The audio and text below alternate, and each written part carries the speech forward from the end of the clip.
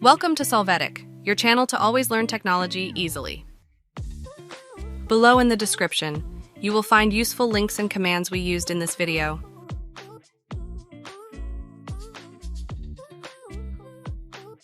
Today in Solvetic, we will see how to fix Microsoft Store error 0x800704cf Windows.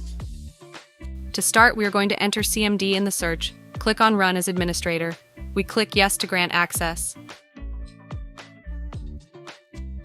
First of all, let's free the cache. We execute ipconfig /flushdns that, press enter.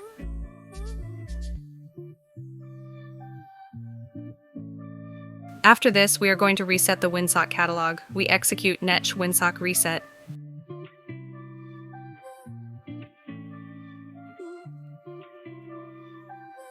When this process finishes, we will reboot the system to apply these actions.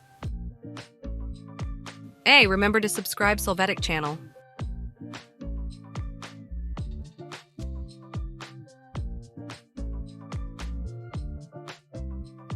When you log back into the system, open the store to confirm that the error is not generated.